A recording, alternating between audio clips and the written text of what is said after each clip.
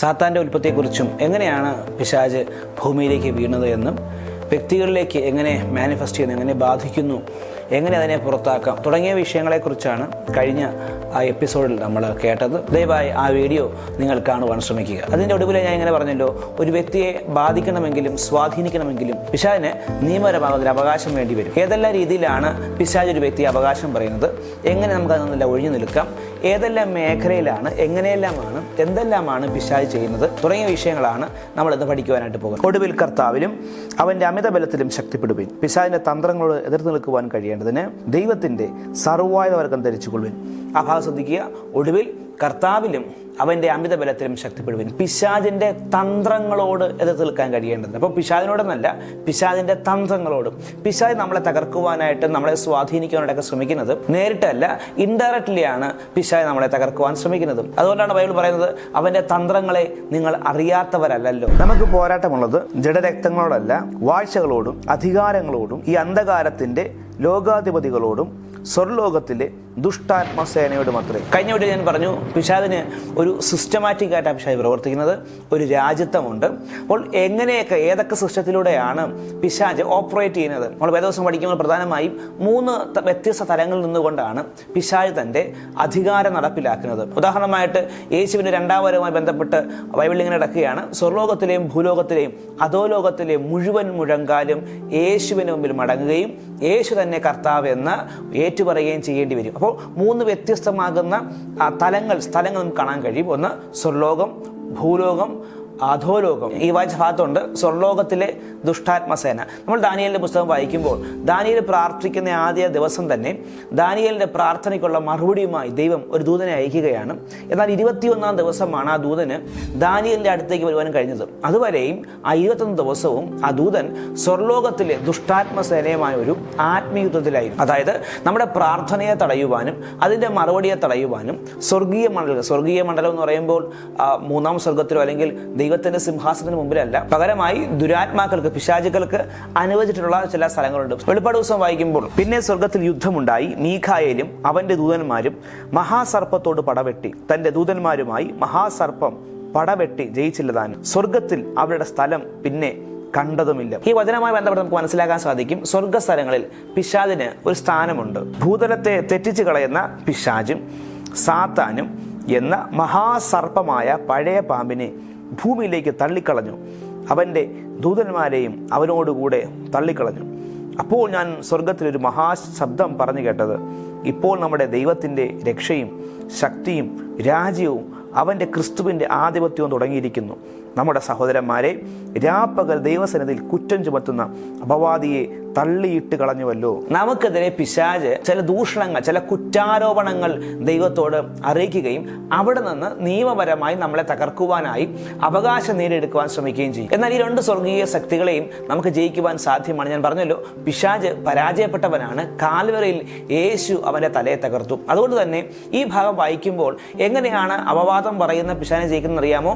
യേശുവിന്റെ രക്തം നിമിത്തവും അവരുടെ സാക്ഷ്യവചന നിമിത്തവും അതിനെ ജയിച്ചു വിരിക്കുന്നു. അപ്പോൾ ക്രൂശീകരണത്തിന് ശേഷമാണ് ഈ സംഭവം കാണാൻ സാധിക്കും. അതുകൊണ്ട് തന്നെ ഇപ്പോൾ നമ്മൾ ഈ പ്രസന്റ് സിറ്റുവേഷനിൽ സ്വർലോകത്തിൽ നമുക്കെതിരെ ദൂഷിക്കുന്ന, ദൂഷണം പറയുന്ന ദുരാത്മാവ് ഉണ്ട് തന്നെ മനസ്സിലാക്കാം. എന്നാൽ അതിനെ ജയിക്കേണ്ടത് എങ്ങനെയാണ്?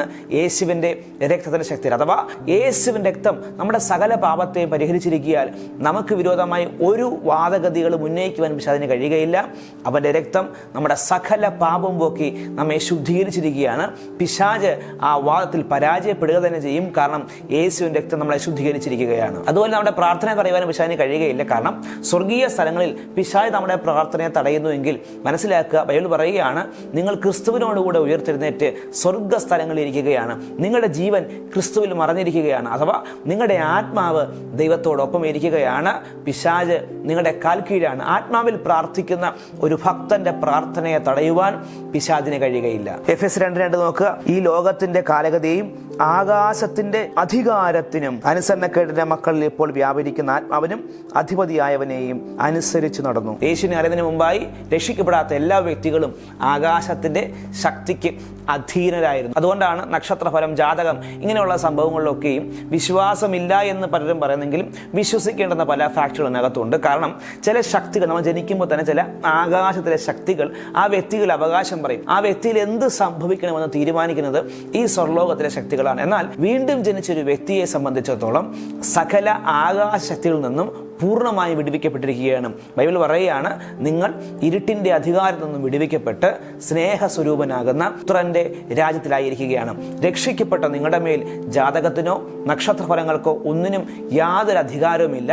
എന്നാൽ നിങ്ങൾ വീണ്ടും അതിൽ നോക്കുകയും അതിൽ വിശ്വസിക്കുകയും നിങ്ങൾ അതിൽ സറണ്ടർ ചെയ്യുകയും ചെയ്യുകയാണെന്നുണ്ടെങ്കിൽ ആ ശക്തികൾക്ക് നിങ്ങളുടെ മേൽ ആധിപത്യം വഹിക്കുവാൻ കഴിയും. അടുത്തൊരു കാറ്റഗറിയാണ് ഈ അന്ധകാരത്തിന്റെ ലോകാധിപതി എന്ന് പറഞ്ഞാൽ ഭൂലോകത്തിൽ വ്യാപരിക്കുന്ന, ഭൂമിയുമായി ബന്ധപ്പെട്ട് വ്യാപരിക്കുന്ന ഇരുട്ടിന്റെ ശക്തി. സുവിശേഷങ്ങളിൽ പല ഭാഗങ്ങളിലും പിശാചിനെ ഈ ലോകത്തിന്റെ അധിപതിയെന്നും ഈ ലോകത്തിന്റെ ദൈവമെന്നും ഒക്കെയുള്ള വാക്കുകളാൽ കാണാൻ കഴിയും. സകല ലോകവും ദുഷ്ടന്റെ അധീനതയിൽ കിടക്കുകയാണ്. ദൈവപ്രതിമാകുന്ന ക്രിസ്തുവിന്റെ തേജസ്സുള്ള സുവിശേഷത്തിന്റെ പ്രകാശനം ശോഭിക്കാതിരിപ്പാൻ ഈ ലോകത്തിന്റെ ദൈവം അവിശ്വാസികളുടെ മനസ്സ് കുരുടാക്കി. സുവിശേഷം മനസ്സിലാക്കുവാൻ കഴിയാത്തതിന്റെ പ്രധാനപ്പെട്ട കാരണം പിശാചിന്റെ പ്രവർത്തനമാണ്. അതുകൊണ്ടാണ് അപ്പോസ്തലനാകുന്ന പൗലോസ് പറയുന്നത്, എൻ്റെ സുവിശേഷം ജ്ഞാനത്തിന്റെ വശീകരണ വാക്കുകളല്ല, ഏതെങ്കിലും ആശയപരമായിട്ടുള്ള കാര്യങ്ങൾ കൊണ്ട് വാദിച്ച് ജയിച്ചല്ല ഞാൻ സുവിശേഷം അറിയിക്കുന്നത്, പകരമായി ആത്മാവിൻ്റെയും ശക്തിയുടെയും പ്രദർശനത്താലായിരുന്നു. നമ്മൾ സുവിശേഷം പറയാൻ പോകുമ്പോൾ ശ്രദ്ധിക്കുക, യേശു ദൈവമാണെന്ന് തെളിയിച്ചത് കൊണ്ടോ ചരിത്രത്തെ AD എന്നും BC എന്നും രണ്ടായി തിരിച്ചു എന്നൊക്കെ പറഞ്ഞ് നമ്മൾ എന്തെല്ലാം ആശയങ്ങൾ പറഞ്ഞ് അവരെ വാദിച്ച് ജയിച്ചാലും ഒരു വ്യക്തി ഒരിക്കലും ക്രിസ്തുവിലേക്ക് വരുന്നില്ല. പകരമായി അവരെ പരിശുദ്ധാത്മാവ് സ്പർശിക്കുകയാണെങ്കിൽ അവരുടെ ഹൃദയ കണ്ണുകളെ കുരുടാക്കിയിരിക്കുന്ന ഇരുട്ടിന്റെ ശക്തിയെ തകർക്കുവാനും ദൈവത്തിന്റെ ആത്മാവിന്റെ വെളിച്ചം അവരിലേക്ക് പകർന്നു കൊടുക്കുവാൻ കഴിയുമെങ്കിൽ മാത്രമേ ഒരു വ്യക്തി യേശുവിനെ സ്വീകരിക്കുകയുള്ളൂ. വ്യത്യസ്ത മേഖലയിൽ ഭൂമിയിൽ പിശാച് പ്രവർത്തിക്കുന്നുണ്ട്. പിന്നാലെ അത് വിശദീകരിക്കാം. അടുത്ത ഒരു മേഖല എന്ന് പറയുന്നത് പാതാള ശക്തിയാണ്. ഒരുപക്ഷെ പിശാചിന്റെ സിംഹാസനം ഇരിക്കുന്നത്, ലൂസിഫറിന്റെ ഇരിപ്പിടം ഇരിക്കുന്നത് പാതാളത്തിലാണ് എന്ന് പറയാൻ കഴിയും. കാരണം യേശു കർത്താവ് മരിച്ചപ്പോൾ, യേശു ക്രൂശിക്കപ്പെട്ടപ്പോൾ കർത്താവ് പാതാളത്തിലേക്കാണ് ഇറങ്ങിപ്പോയതും. അതിനെപ്പറ്റി ഒരു വിശദമാകുന്ന ഒരു ക്ലാസ് മറ്റൊരു വീഡിയോയിൽ തീർച്ചയായിട്ടും ചെയ്യുന്നതാണ്. എന്നാൽ യേശു കർത്താവ് പാതാളത്തിലേക്ക് പോവുകയും അതിന്റെ അധിപനാകുന്ന പിശാചിന്റെ തലയെ തകർത്തുകൊണ്ട് 3-ാം ദിവസം ഉയർത്തെഴുന്നേൽക്കുകയും ചെയ്തു. യേശു പറയുകയാണ്, ഞാൻ എൻ്റെ സഭയെ പണിയും, പാതാള ഗോപുരങ്ങളെ ജയിക്കുകയില്ല. ഇംഗ്ലീഷിൽ അവനെ ഗേറ്റ്സ് ഓഫ് ഹെൽ. എന്താണ് ഗേറ്റ്? ഗേറ്റിന്റെ അല്ലെങ്കിൽ ഗോപുരത്തിന്റെ പ്രാധാന്യം എന്താണ്?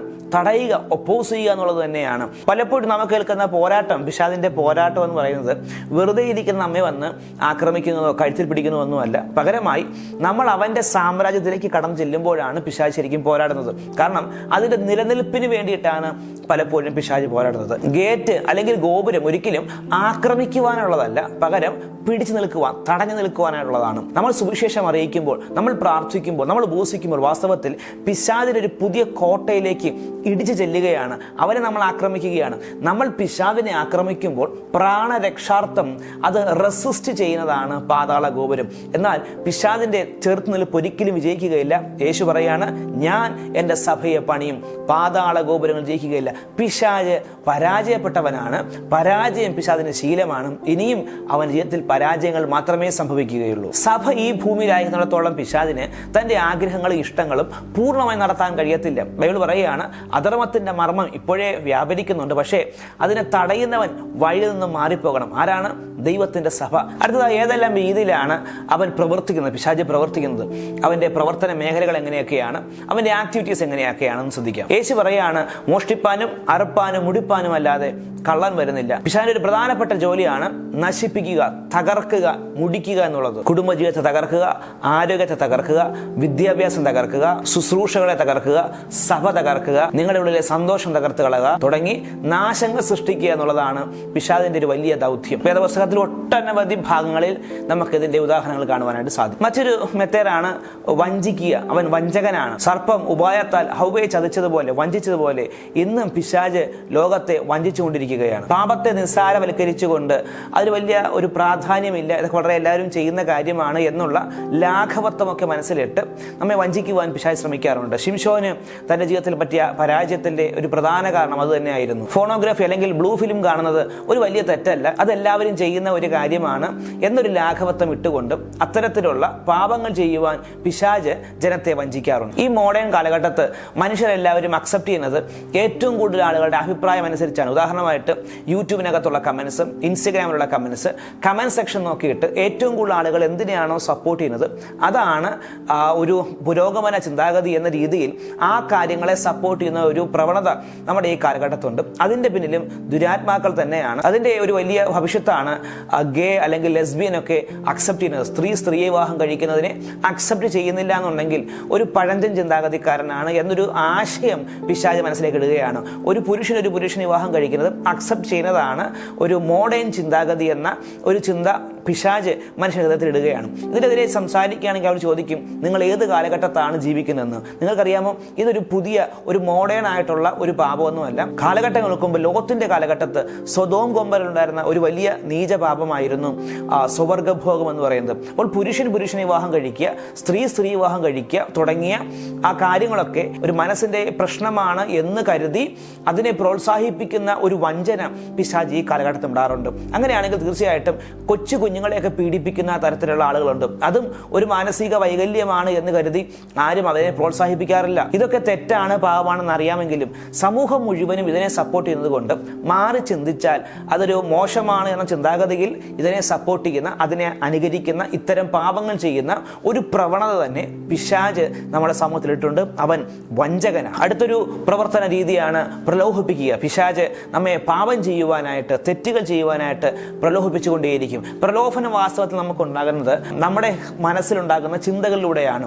വാസ്തവത്തിൽ പിശാച് നമ്മളെ സ്വാധീനിക്കുന്നത് ചിന്തകളിലൂടെയാണ്, മൈൻഡിലൂടെയാണ്.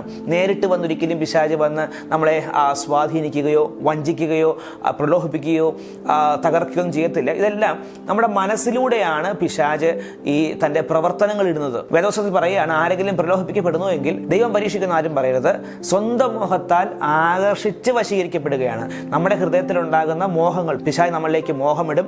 ഡിസയർഡ് ഒരുപക്ഷെ സ്വപ്നങ്ങളിലൂടെ ആയിരിക്കും, കാഴ്ചകളിലൂടെ ആയിരിക്കും, മറ്റ് കേൾവിയിലൂടെ ആയിരിക്കും. നമ്മുടെ ഹൃദയങ്ങളിലേക്ക് പലതരത്തിലുള്ള മോഹങ്ങൾ ഇടുകയും ആ മോഹം ഗർഭം ധരിച്ച് പാപത്തെ പ്രസവിക്കുകയും ചെയ്യും. അഥവാ ആ മോഹമാണ് നമുക്കൊരു പ്രലോഭനമായി മാറുന്നത്. മോഹങ്ങൾ ജനിക്കുമാറ് ജഡത്തിനായി ചിന്തിക്കരുത്. അവന്റെ മറ്റൊരു പ്രവർത്തനമാണ് പീഡിപ്പിക്കുക, ടോർമെന്റ് ചെയ്യുക, നമ്മളെ വേദനിപ്പിക്കുക. അത് പിശാചിന്റെ മറ്റൊരു മെത്തേഡാണ്. രോഗമിട്ടോ ഭാരമിട്ടോ ചിന്തയിട്ടോ ഒക്കെ നമ്മെ പിശാച് പലപ്പോഴും വേദനിപ്പിക്കുവാൻ, പീഡിപ്പിക്കുവാൻ ശ്രമിക്കാറുണ്ട്.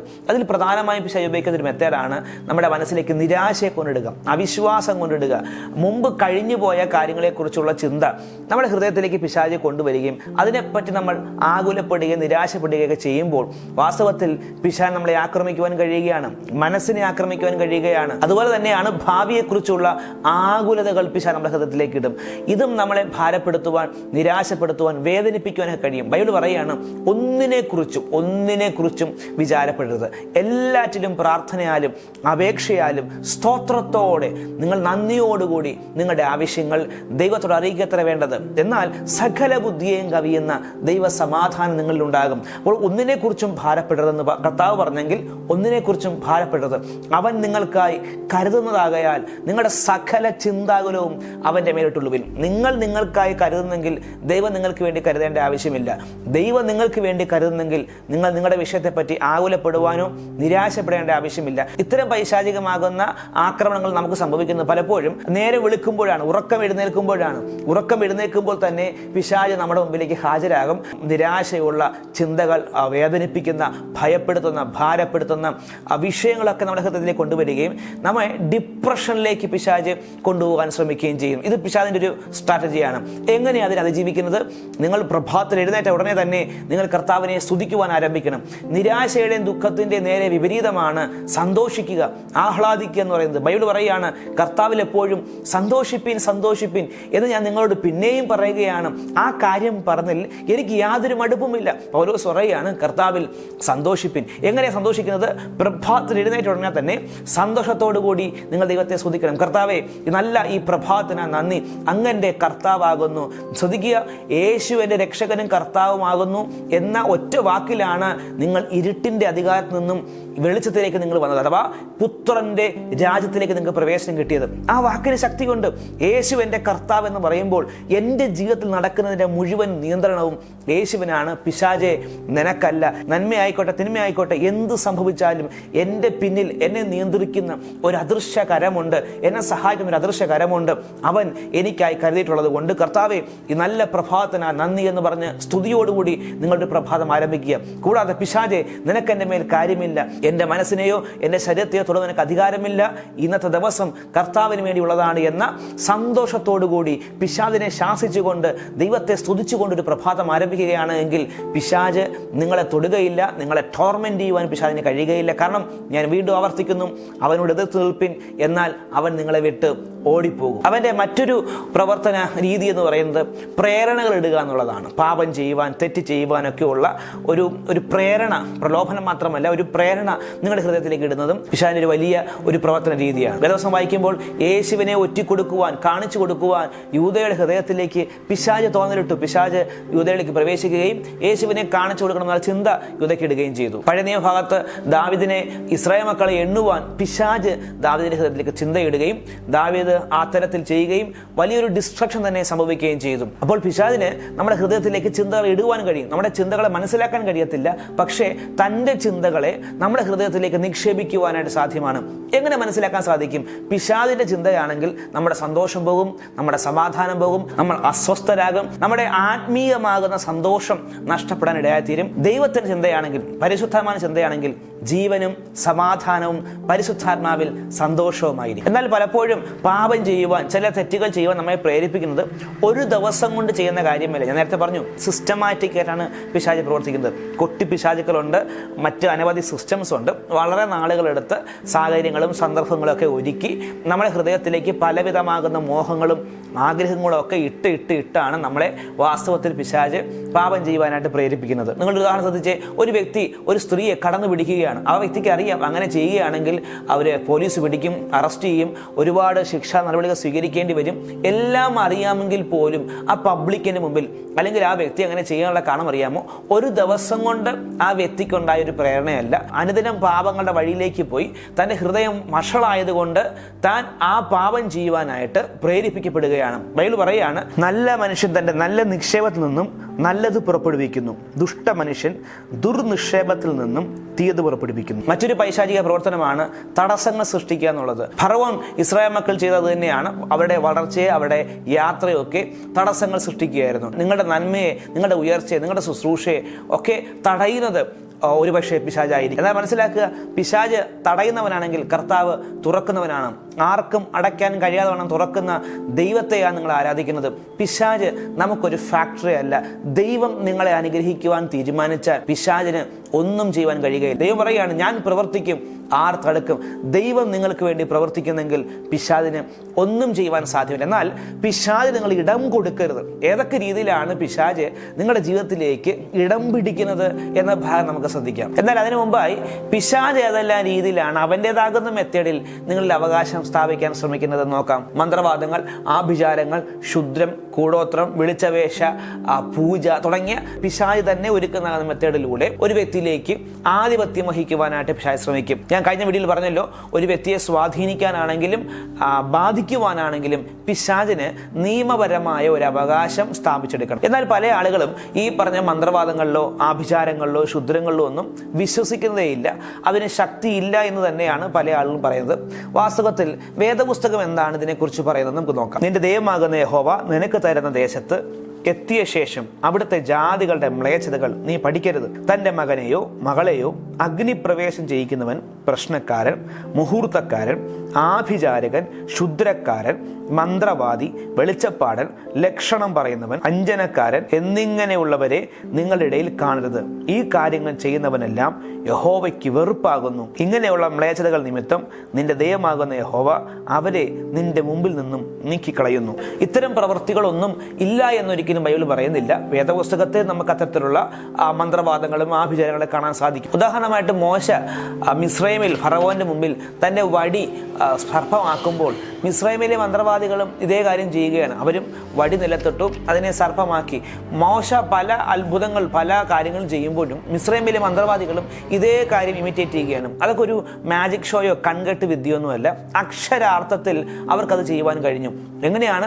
അവരിൽ ബാധിക്കുന്ന ദുരാത്മാവിനാൽ, പൈശാചിക ശക്തിയാൽ അവർക്ക് മന്ത്രവാദത്തിലൂടെ ചെയ്യുവാൻ സാധ്യമായിരുന്നു. ശൗൽ രാജാവ് യുദ്ധത്തിൽ ജയിക്കുമോ ഇല്ലയോ എന്ന് അറിയുവാനായിട്ട് വെളിച്ചപ്പാട് പറയുന്ന ഒരു സ്ത്രീയുടെ മുമ്പിലേക്ക് ചെല്ലുകയും മരിച്ചുപോയ ശമൂവേലിനെ പ്രത്യക്ഷപ്പെടുത്തുകയും ചെയ്യുന്ന ഒരു ഭാഗം നമുക്ക് ബൈബിളിൽ കാണുവാൻ സാധ്യമാണ്. എന്നാൽ ഇതൊന്നും ദൈവികമല്ല, പൂർണ്ണമായും പൈശാചികമാണ്. വെളിച്ചപ്പാടന്മാരോട് ചിലയ്ക്കുകയും ജപിക്കുകയും ചെയ്യുന്നവരായ ലക്ഷണവാദികളോടും അരുളപ്പാട് ചോദിപ്പിനെന്ന് അവർ നിങ്ങളോട് പറയുന്നുവെങ്കിൽ ജനം തങ്ങളുടെ ദൈവത്തോടല്ലയോ ചോദിക്കേണ്ടത്, ജീവനുള്ളവർക്ക് വേണ്ടി മരിച്ചവരോടോ ചോദിക്കുന്നത്? അപ്പോൾ മരിച്ച വ്യക്തികളെ വിളിച്ചു വെച്ച് സംസാരിക്കുക, ആഭിചാരം ചെയ്യുക, മന്ത്രവാദം ചെയ്യുക, ഇതിനൊക്കെ ശക്തി ഉണ്ട്, ഇല്ലെന്നൊരിക്കലും ബൈബിൾ പറയുന്നില്ല.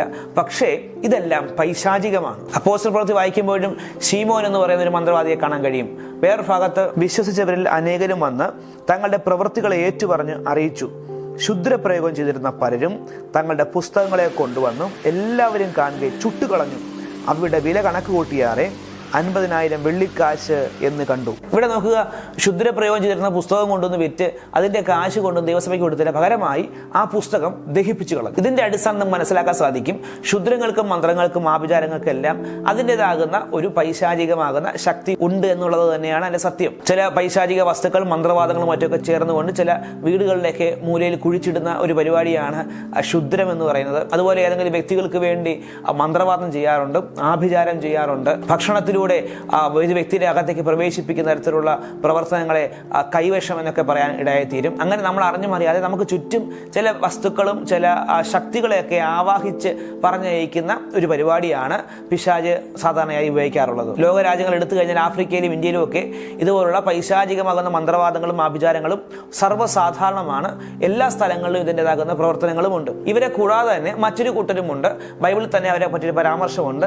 സാത്താൻ സഭ എന്ന് പറയുന്ന ഒരു കൂട്ടർ. സാത്താനെ സാത്താൻ എന്ന് മനസ്സിലാക്കി തന്നെ ആരാധിക്കുന്ന പള്ളിക്കാരുണ്ട്. പൈശാചിക ശക്തി ലഭിക്കുവാനും പ്രശസ്തിക്കും പണത്തിനും വേണ്ടി ഏത് തരത്തിലുള്ള കൊള്ളരായ്മകളും പാവങ്ങളും ഒക്കെ ചെയ്യുന്ന ഒരു കൂട്ടം ആളുകളാണ് ഈ സാത്താനെ ആരാധിക്കുന്ന പള്ളിക്കാർ. അവിടെ ഒട്ടനവധി ആശയങ്ങളും താല്പര്യങ്ങളും ലോകത്തിന്റെ എല്ലാ ഭാഗത്തേക്കും നാനാ തുറകളിലേക്കും വ്യാപിപ്പിക്കുക എന്നൊരു ലക്ഷ്യം അതിന്റെ പിന്നിൽ പ്രവർത്തിക്കുന്ന വ്യക്തികൾക്കുണ്ട്. നല്ല ശതമാനം ഫിലിം ഇൻഡസ്ട്രിയും അവരുടെ കയ്യിലാണ് എന്ന് പറയുന്നതിൽ തെറ്റില്ല. ഉദാഹരണമായി പേടിപ്പിക്കുന്ന ഹൊറർ മൂവീസിൽ നല്ല ശതമാനവും പങ്ക് സാത്താൻ സഭയ്ക്ക് തന്നെയാണ്. ഞാൻ മുമ്പ് വീഡിയോയിൽ പറഞ്ഞിരുന്നല്ലോ, ഇത്തരം മൂവിയിലൊക്കെ പിശാചിനെ തളയ്ക്കുന്നതായിട്ട് ഒടുവിൽ കാണിക്കുന്നു എങ്കിലും അന്തിമമായൊരു തോൽവി പിശാചിന് സംഭവിക്കുന്നില്ല എന്ന് മാത്രമല്ല, പിശാചിനില്ലാത്ത വലിയ ശക്തിയൊക്കെയാണ് പിശാചിനെ കാണിക്കുന്നത്. പ്രത്യേകിച്ച് ഈ പിശാചിനെ ഒതുക്കുവാൻ വരുന്ന വ്യക്തികളെയൊക്കെ തകർത്ത് തച്ചു മുടിക്കുന്ന ഒരു അസാധാരണക്കാരനാകുന്ന ഒരു വ്യക്തിയായി സാത്താനെ ചിത്രീകരിക്കുന്നത് പിശാചിന്റെ വലിയ തന്ത്രമാണ്. അത്ര ശക്തിയൊന്നും പിശാചിനില്ല. യേശുവിന്റെ നാമം പറഞ്ഞാൽ വളരെ വേഗത്തിൽ ഓടിപ്പോകുന്ന, തോറ്റ, പരാജയപ്പെട്ട, അശക്തനാകുന്ന, സകല ആയുധങ്ങളും ക്രൂസിൽ ആയുധവർഗം വെപ്പിച്ച ഒരു വ്യക്തിയാണ് പിശാച്. എന്നാൽ അതിനപ്പുറമായ ഒരു ശക്തി ഉണ്ടെന്ന് കാണിക്കുവാൻ പിശാച് ദൃശ്യമാധ്യമങ്ങളെ ഉപയോഗിക്കുകയാണ്. വേദപുസ്തകം വായിക്കുമ്പോൾ അപ്പോസ്തലന്മാരൊക്കെ ആത്മവിശുദ്ധിയിൽ ട്രാൻസിൽ യാത്ര ചെയ്യുന്ന പല സന്ദർഭങ്ങളും കാണാൻ കഴിയും. ഇതുപോലെ പൈശാചികമാകുന്ന സഹായത്തോടു കൂടി കൂട് വിട്ട് കൂടുമാറുക, അല്ലെങ്കിൽ ഒരു വ്യക്തിയിൽ നിന്ന് മറ്റൊരു വ്യക്തിയിലേക്ക് പോവുക, തൻ്റെ ആത്മാവ് ശരീരത്തിൽ നിന്ന് പുറപ്പെട്ടു പോവുക, ഇങ്ങനെയുള്ള അസ്ട്രൽ പ്രൊജക്ഷൻ പോലുള്ള ശക്തമാകുന്ന മന്ത്രവാദങ്ങൾ ചെയ്യുവാനായിട്ട് സാത്താൻ ശ്രമിക്കാറുണ്ട്. അതിന് അവർ ഉപയോഗിക്കുന്ന വലിയ മെത്തേഡാണ് യോഗ പോലുള്ള വിദ്യകൾ. യോഗയെ പലരും സപ്പോർട്ട് ചെയ്യാറുണ്ട്. വാസ്തവത്തിൽ മനസ്സിനെ ശൂന്യമാക്കുവാനും പൈശാചിക ലോകത്തേക്ക് പ്രവേശിക്കുവാനും ഒക്കെ ഉള്ള ഒരു ടൂള് മാത്രമാണ് പലപ്പോഴും യോഗ. അതിൽ ചില എക്സസൈസിന്റെ ചില ഭാഗങ്ങളുണ്ട്. അതിന്റെ മറവിൽ നിന്നുകൊണ്ട് തന്നെ ആത്മലോകത്തേക്ക്, സ്പിരിറ്റ് വേൾഡുമായിട്ടും അതിന് മനസ്സിലാക്കണമെങ്കിൽ അതിന്റെ പല സ്റ്റെപ്പുകളും പല മൂവുകളും പല ദേവീ ദേവന്മാരെയും എഴുന്നേൽപ്പിക്കുന്നതായി പ്രസാദിപ്പിക്കുന്ന ചില മൂവുകളാണ്. അതിന്റെ പേരുകൾ അത്തരത്തിലാണ് കൊടുത്തിരിക്കുന്നത്. ലോകം മുഴുവനും യോഗയിലൂടെ ആരോഗ്യം വീണ്ടെടുക്കാം, മനസ്സിനെ സന്തോഷിപ്പിക്കാം തുടങ്ങിയ ആശയങ്ങൾക്ക് പിന്നിൽ വ്യാപരിക്കുന്നത് ഇത്തരത്തിലുള്ള സാത്താൻ സഭക്കാർ തന്നെയാണ്. അടുത്തൊരു ട്രെൻഡാണ് ഗ്രേറ്റസ്റ്റ് ഓഫ് ഓൾ ടൈം എന്ന് പറയുന്ന ഗോട്ട് എന്ന് പറയുന്ന ഒരു വാക്ക്.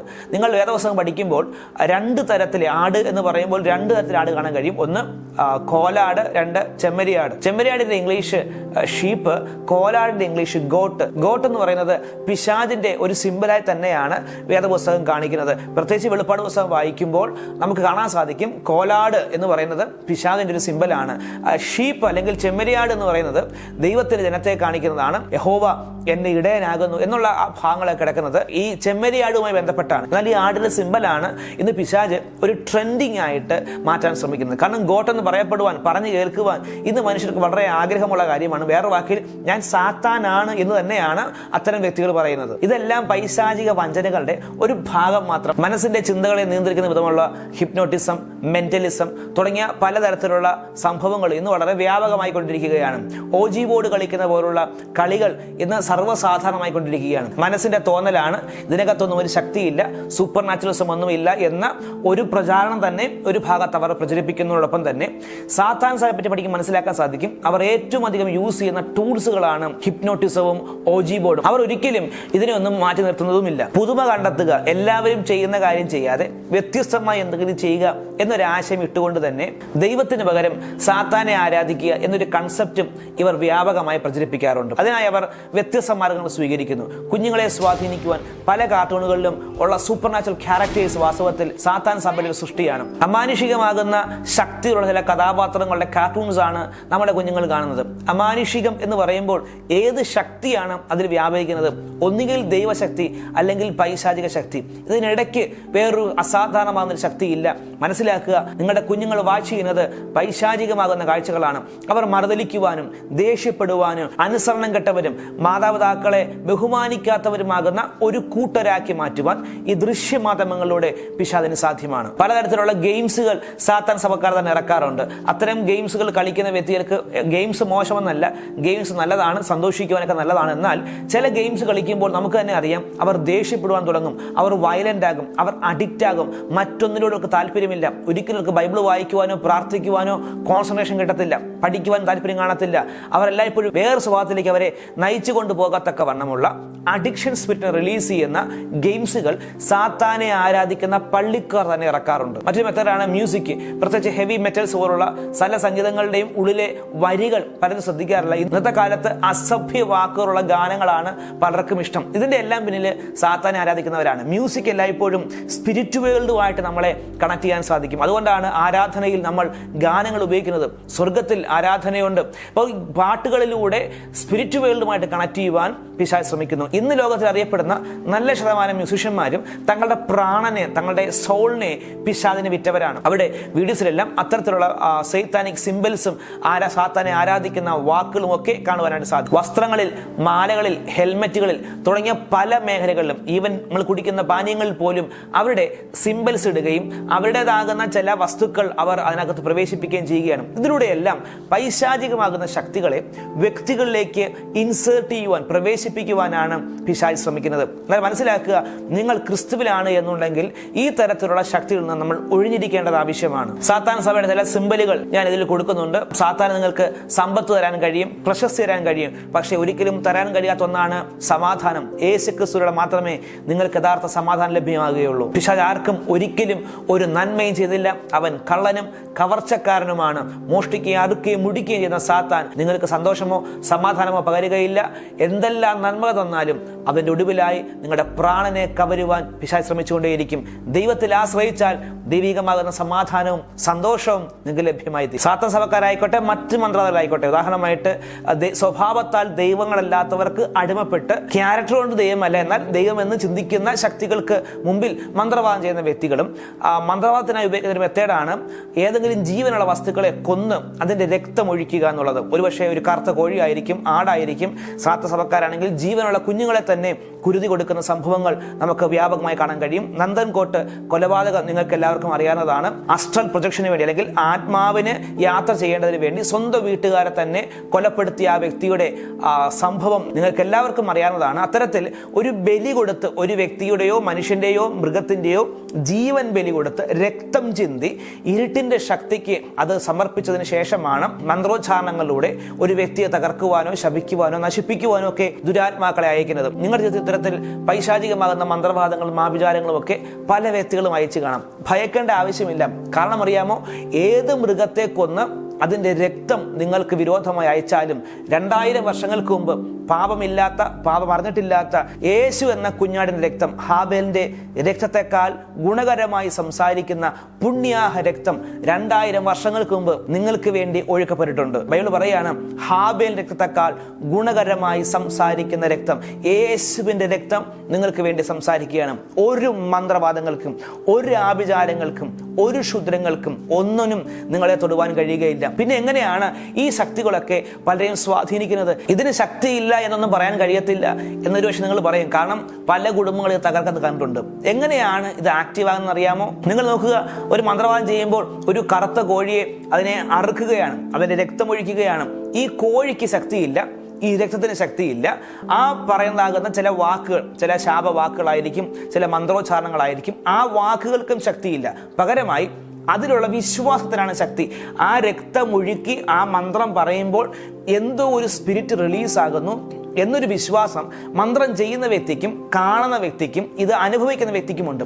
ആ വിശ്വാസത്തിൽ, ആ ഭയത്തിലാണ് ദുരാത്മാക്കൾ പ്രവർത്തിക്കുന്നത്. ഭയം അത് തന്നെയാണ് പിശാചിന് നിങ്ങളെ ആക്രമിക്കുവാൻ കഴിയുന്ന ഏറ്റവും വലിയ ഡോർ എന്ന് പറയുന്നത്. യോബിന്റെ ജീവിതത്തിൽ യോബ് നിഷ്കളങ്കനും നേരുള്ളവനും ഒക്കെ ആയിരുന്നു. എങ്കിലും യോബ് പറയാണ്, ഞാൻ ഭയപ്പെട്ടതുപോലെ എനിക്ക് ഭവിച്ചു.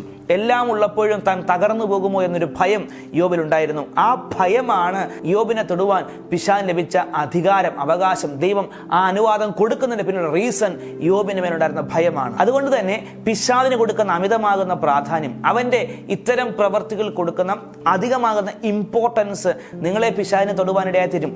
മനസ്സിലാക്കുക, സാത്താനെ ആരാധിക്കുക എന്ന് പറഞ്ഞാൽ സാത്താൻ പള്ളിക്കാർ മാത്രമല്ല, പലപ്പോഴും ദൈവമക്കളാകുന്ന നമ്മളും സാത്താൻ ആരാധിക്കാറുണ്ട്. എങ്ങനെയാണ്?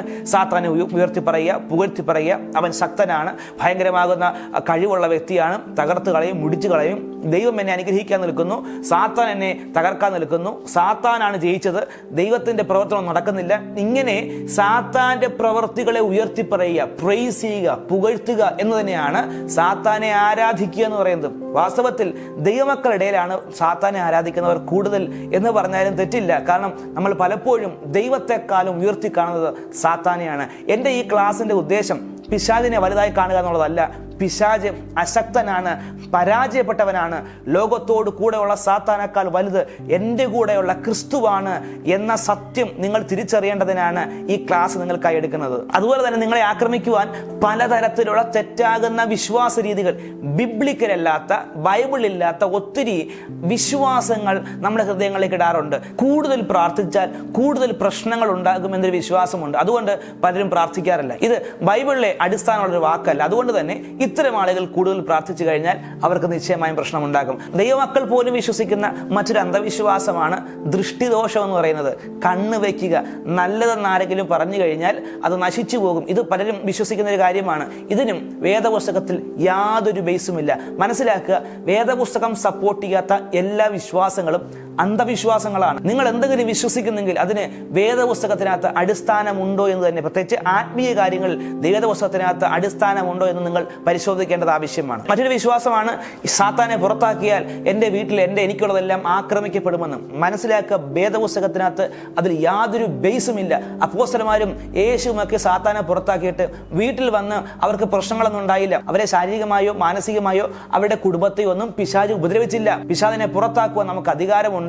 അതിന്റെ പേരിൽ ഒരിക്കലും പിശാച് നമ്മളെ ആക്രമിക്കുകയില്ല. വളരെയധികം ചിരിച്ചാൽ പിന്നീട് ദുഃഖമുണ്ടാകുമെന്നൊരു തെറ്റായ വിശ്വാസം പല ദൈവമക്കളുടെ ഹൃദയത്തിലും ഉണ്ട്. അതുകൊണ്ട് പലരും അമിതമായി ചിരിക്കാറില്ല. ബൈബിൾ പറയുകയാണ്, കർത്താവിൽ എപ്പോഴും സന്തോഷിപ്പിൻ. ദുഃഖിക്കുവാനോ കരയുവാനോ ഒന്നും അല്ല കർത്താവ് പ്രോത്സാഹിപ്പിക്കുന്നത്, സന്തോഷിക്കുവാനായിട്ടാണ്. അതുപോലെ തന്നെ മന്ത്രവാദങ്ങൾക്കും ആഭിചാരത്തിനും ക്ഷുദ്രത്തിനും അമിതമാകുന്ന പ്രാധാന്യം കൊടുക്കുന്നതും നിങ്ങളെ പിശാച് ആക്രമിക്കാനിടയായി തീരും. ഞാൻ നേരത്തെ ഇവിടെ ഓൾറെഡി സാത്താൻ സഭയെ പറ്റി പരാമർശിച്ചു.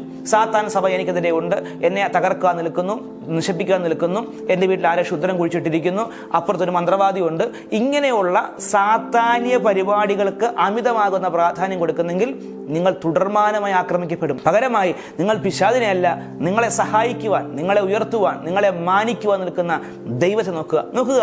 ഒരു ഭാഗത്ത് പിശാച് നിങ്ങളെ തടയുവാൻ നിൽക്കുന്നു, തകർക്കുവാൻ നിൽക്കുന്നു. മറുഭാഗത്ത് നിങ്ങളെ ഉയർത്തുവാൻ നിങ്ങൾക്കായി കരുതുന്ന സ്നേഹവാനായ ദൈവം നിൽക്കുന്നു. നിങ്ങൾ എന്ത് വിശ്വസിക്കുന്നു അതായിരിക്കും നിങ്ങളെ സ്വാധീനിക്കുന്നത്. എന്നുള്ളത്. ബൈബിൾ പറയുകയാണ്, നിങ്ങൾ ഇരുട്ടിൻ്റെ അധികാരത്തിൽ നിന്നും വിടുവിക്കപ്പെട്ടു. നമ്മൾ പൂർണ്ണമായും അതിൽ നിന്ന് പുറത്തു വന്നിരിക്കുകയാണ്. ഒരു ജാതകദോഷത്തിനോ ഒരു നക്ഷത്ര ഫലങ്ങൾക്കോ ഒരു മന്ത്രവാദങ്ങൾക്കോ ഒരു ആഭിചാരങ്ങൾക്കോ ഒരു വിളിച്ചപേക്ഷകൾക്കോ ഒന്നിനും നിങ്ങളെ തൊടുവാൻ കഴിയുകയില്ല. അതിൽ നിന്ന് വിടുവിക്കപ്പെട്ട് സ്നേഹസ്വരൂപനാകുന്ന പുത്രന്റെ രാജ്യത്തിലാക്കിയിരിക്കുകയാണ്. നിങ്ങൾ വേറൊരു കിങ്ഡത്തിനകത്തിരിക്കുകയാണ്. പിശാചിന് നിങ്ങളെ ഒന്നും ചെയ്യുവാൻ സാധ്യമാകുകയില്ല. ഞാൻ ആവർത്തിക്കുന്നു, ഭയക്കുന്നു എങ്കിൽ നിങ്ങളെ തകർക്കുവാൻ പിശാചിന് കഴിയും. അവന്റെ തന്ത്രങ്ങളെ നിങ്ങൾ അറിയാത്തവരല്ലോ. തെറ്റാകുന്ന വിശ്വാസങ്ങളും ആശയങ്ങളും ഭയവും ഒക്കെ നിങ്ങളുടെ ഹൃദയത്തിൽ വ്യക്തികളാലും മറ്റു പുസ്തകങ്ങളാലും പിശാച് ഇടുന്നു എന്ന കാരണം കൊണ്ട് തന്നെ വേദപുസ്തകം ശരിയായി പഠിക്കേണ്ടെന്ന ആവശ്യകതയും യേശു പറയുകയാണ്, നിങ്ങളുടെ ഹൃദയത്തിലേക്ക് വീണ വിത്തിനെ പറവകൾ കൊത്തിക്കൊണ്ടുപോവുകയാണ്, സാത്താൻ കൊത്തിക്കൊണ്ടുപോവുകയാണ്. ഇതുകൊണ്ട് തന്നെയാണ് പലർക്കും പാട്ട് ഇഷ്ടമാണ്, അവർക്ക് ആരാധന ഇഷ്ടമാണ്, ഒരിക്കലും വചനം കേൾക്കുവാൻ അവർക്ക് താല്പര്യമില്ല. അഥവാ അവർ വചനം കേട്ടാലും അവർ ഉറങ്ങുവാൻ ആരംഭിക്കും. നിങ്ങൾ ഉറങ്ങുകയല്ല, നിങ്ങളെ സാത്താൻ ഉറക്കുകയാണ്. കാരണം വചനം നിങ്ങൾ കേട്ടാൽ, സത്യം നിങ്ങൾ അറിഞ്ഞാൽ ആ സത്യം നിങ്ങളെ സ്വതന്ത്രമാകും. മറ്റൊന്ന്, നിങ്ങൾ കൂട്ടായ്മ ആചരിക്കണം. സഭായോഗങ്ങളെ ഉപേക്ഷയായി വിചാരിക്കരുത് എന്നൊരു വാക്യമുണ്ട്. പലരും ചോദിക്കാറുണ്ട്, വീട്ടിലിരുന്ന് പ്രാർത്ഥിച്ചാൽ ദൈവം കേൾക്കത്തില്ലയോ? ഒരിക്കലും വീട്ടിലിരുന്ന് പ്രാർത്ഥിക്കുന്ന പ്രാർത്ഥനയെ വേദപുസ്തകം സപ്പോർട്ട് ചെയ്യുന്നില്ല. ബൈബിൾ വായിക്കുമ്പോൾ അവർ അനുദിനം ദേവാലയത്തിൽ കൂടി വന്നു, ഒരുമിച്ചിരുന്ന് പ്രാർത്ഥിച്ചു. അവർ ഒരുമിച്ചിരുന്നു, അപ്പം നുറുക്കിയും പ്രാർത്ഥന കഴിച്ചും പോയിരുന്നു. ദേവാലയം കർത്താവ് പണിയത് തന്നെ ഒരുമിച്ചിരുന്ന് ആരാധിക്കുവാനാണ്. വീട്ടിലിരുന്ന് പ്രാർത്ഥിക്കുവാനാണെങ്കിൽ ഒരിക്കലും അപ്പോസ്തലന്മാർ കൂടി വരേണ്ട ആവശ്യമില്ല, വചനം പഠിപ്പിക്കേണ്ട ആവശ്യമില്ല. ഭവനങ്ങളിൽ ഇരുന്ന് പ്രാർത്ഥിച്ചാൽ മതിയായിരുന്നു. എന്നാൽ ഒരുമിച്ച് വന്നിരുന്ന് പ്രാർത്ഥിക്കുമ്പോൾ വചനം ഷെയർ ചെയ്യുവാനും പ്രാർത്ഥിക്കുവാനും, ഒരു വിഷയം വരുമ്പോൾ ഒറ്റക്കെട്ടായിട്ട് ഒരുമിച്ച് ഐക്യത്തോടെ പ്രാർത്ഥിക്കുവാനും നിങ്ങൾക്കൊരു സഭ ആവശ്യമാണ്, ഒരു കൂട്ടായ്മ നിങ്ങൾക്ക് ആവശ്യമാണ്. സഭയിൽ പോകേണ്ട, കൂട്ടായ്മ വേണ്ട, വീട്ടിലിരുന്ന് പ്രാർത്ഥിച്ചാൽ മതി. ഇത് ബിബ്ലിക്കൽ അല്ല, ഇതും പിശാച് വ്യക്തികളുടെ ഹൃദയത്തിലേക്ക് ഇടുന്ന കൺസെപ്റ്റുകളാണ്. ദൈവത്തിന്റെ പ്രവൃത്തി വെളിപ്പെടുന്ന, ദൈവശക്തി വെളിപ്പെടുന്ന ദൈവിക ആലയത്തിലേക്ക് പോകുവാൻ പിശാച് എല്ലായ്പ്പോഴും തടസ്സങ്ങൾ സൃഷ്ടിക്കുന്നതിന്റെ കാരണം ഇതാണ്. ഒന്ന്, വചനം കേൾക്കരുത്. രണ്ട്, കൂട്ടായ്മ ആ വ്യക്തിക്കുണ്ടാകരുത്. ഞാൻ പറഞ്ഞല്ലോ, പിശാച് എത്ര കരുത്തനാണെങ്കിലും, എന്തെല്ലാം സിസ്റ്റം ഉണ്ടെങ്കിലും, ഏതെല്ലാം മെത്തേഡ് ഉണ്ടെങ്കിലും, സ്വർലോകത്തിലോ ഭൂലോകത്തിലോ അധോലോകത്തിലോ ശക്തി ഉണ്ടെങ്കിലും, മന്ത്രവാദങ്ങളും ആഭിചാരങ്ങളും എന്തും ഉണ്ടെങ്കിലും, പിശാചിന് ദൈവമക്കളെ തൊടണമെങ്കിൽ ഒന്നാമത്തെ വാതിൽ ഭയമാണ്, രണ്ടാമത്തെ വാതിൽ പാപം തന്നെയാണ്. പാപത്തിലൂടെ മാത്രമേ പിശാചിന് നിങ്ങളെ തൊടുവാൻ കഴിയുകയുള്ളൂ. കൊല ചെയ്യരുത്, വ്യഭിചാരം ചെയ്യരുത്, മോഷ്ടിക്കരുത് എന്നീ ഏത് കൽപ്പനയും കൂട്ടുകാരന് നിന്നെ പോലെ തന്നെ സ്നേഹിക്കുക എന്ന ഏക വാക്യത്തിൽ, ഏക കൽപ്പനയിൽ ഒതുങ്ങിയിരിക്കുകയാണ്. ഇനി പാപം തന്നെ രണ്ട് തരത്തിലുണ്ട്. ഞാൻ ഓൾറെഡി ആ വീഡിയോ ചെയ്തിട്ടുണ്ട്. വളരെ ലെങ്ത് കൂടി പോകുന്നുള്ളത് കൊണ്ട് ഞാൻ ആ സന്ദേശം കട്ട് ഷോട്ട് ചെയ്യുകയാണ്. ക്ഷമിക്കപ്പെടാത്ത പാപങ്ങൾ എന്ന ആ മെസ്സേജിനകത്ത് ഞാൻ കൊടുത്തിട്ടുണ്ട്. രണ്ട് തരത്തിലുള്ള പാപങ്ങളുണ്ട്. ഒന്ന്, സാങ്കര്യത്തിന്റെ സമ്മർദ്ദം മൂലം സംഭവിച്ചു പോകുന്നാകുന്ന ഒരു പാപം, സഡനായിട്ട് സംഭവിക്കുന്നു. ഉദാഹരണമായിട്ട് പത്രോസ് യേശുവിനെ തള്ളിപ്പറഞ്ഞു. ആ ഒരു പ്രഷർ നിമിത്തം ഉണ്ടാകുന്ന ഒരു പാപമാണ്. ബൈബിൾ പറയുകയാണ്, നിങ്ങൾ പാപം ചെയ്തുവെങ്കിൽ യേശുക്രിസ്തു എന്ന നീതിമാനാകുന്ന കാര്യസ്ഥൻ നിങ്ങൾക്ക് പിതാവിന്റെ വലതുഭാഗത്തുണ്ട്, വേഗത്തിൽ നിങ്ങൾ അതിനെ ഏറ്റുപറയുക. യേശുവിന്റെ രക്തം സകല പാപത്തെയും പോക്കി നിങ്ങളെ ശുദ്ധീകരിക്കുന്നു.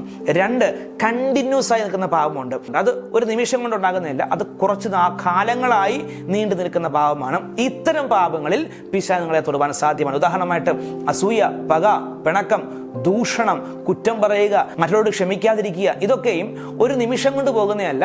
ഇത് ഹൃദയത്തിൽ നമ്മൾ വെച്ച് പുലർത്തുന്ന പാപങ്ങളാണ്. അത്തരം പാപങ്ങൾ നിങ്ങൾ വെച്ച് പുലർത്തുന്നുവെങ്കിൽ പിശാച് നിങ്ങളെ തൊടുവാൻ സാധ്യമാണ്. ദയവായി നിങ്ങൾ ആ വീഡിയോ കാണുക. ക്ഷമിക്കപ്പെടാത്ത പാപങ്ങൾ എന്ന മെസ്സേജിനകത്ത് വളരെ വിശദമായി തന്നെ കൊടുത്തിട്ടുണ്ട്. ഇത്തരത്തിൽ പിശാചിന്റെ തന്ത്രങ്ങളൊന്നും അവകാശങ്ങളൊന്നും ഒഴി നിൽക്കുന്നിടത്തോളം നിങ്ങളെ തൊടുവാൻ പിശാചിന് കഴിയുകയില്ല. മനസ്സിലാക്കുക, സകല വാഴ്ചകൾക്കും അധികാരങ്ങൾക്കും തലയാകുന്ന ക്രിസ്തുവിൽ നിങ്ങൾ പരിപൂർണരാണ്. യേശു പറയുകയാണ്, സ്വർഗത്തിനും ഭൂമിക്കും സകല അധികാരവും എനിക്ക് നൽകപ്പെട്ടിരിക്കുന്നു. എൻ്റെ നാമത്തിൽ നിങ്ങൾ ഭൂതങ്ങളെ പുറത്താക്കുക. നിങ്ങളുടെ കുടുംബജീവിതത്തെ, നിങ്ങളുടെ സന്തോഷത്തെ, നിങ്ങളുടെ നന്മയെ തകർക്കുവാൻ പിശാച് വരുന്നു. വചനം എന്ന വാൾ നിങ്ങൾ പുറപ്പെടുവിക്കുക, വചനം സംസാരിക്കുക. കുഞ്ഞാന്റെ രക്തം ഹേതുവായിട്ടും തങ്ങളുടെ സാക്ഷ്യവചനം ഹേതുവായിട്ടും ജയിച്ചു. ഒന്ന്, യേശുവിന്റെ രക്തം അല്ലെങ്കിൽ യേശുവിന്റെ നാമം. യേശുവിന്റെ നാമം കേൾക്കുമ്പോൾ പിശാച് വിറയ്ക്കുകയാണ്. കാരണം അവന്റെ രക്തം അവന്റെ ബലത്തെ കെടുത്തിയതാണ്. രണ്ട്, സാക്ഷ്യവചനം. വാ തുറന്ന് കൺഫസ് ചെയ്യുക. വചനം എന്ന ആത്മാവിന്റെ വാൾ ഉപയോഗിക്കുക.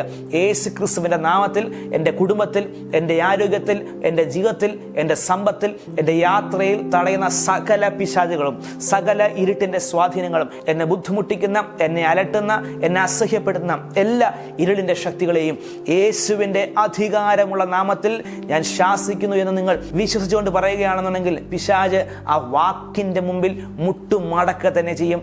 തിരിച്ചറിയുക, പിശാച് നമ്മുടെ വഴിയാത്രയിൽ ഒരു ഫാക്ടറല്ല, ഒരു വിഷയമല്ല. ലോകത്തോടു കൂടെ ഉള്ളവനേക്കാൾ വലിയവൻ നിങ്ങളുടെ കൂടെയാണ്. ക്രിസ്തു ജയാളിയാണ്. ജയാളിയാകുന്ന ക്രിസ്തുവിൽ നിങ്ങൾ പരിപൂർണരാണ്. ഒന്നിനും നിങ്ങളെ തൊടുവാൻ സാധ്യമല്ല. ദൈവം നിങ്ങളെ ധാരാളമായി സഹായിക്കട്ടെ. ആമേൻ. God bless U.